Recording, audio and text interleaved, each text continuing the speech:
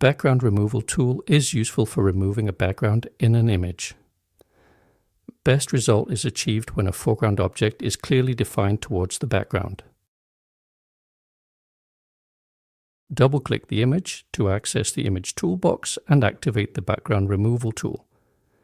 Clicking Remove Background prompts the designer to analyze the image. When the image has been analyzed, a copy without the background appears.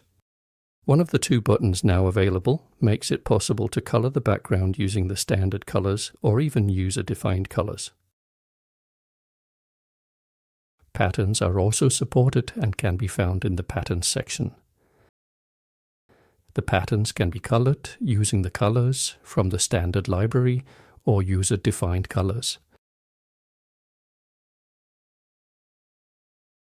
The other button allows for changing the background into an image from the image library.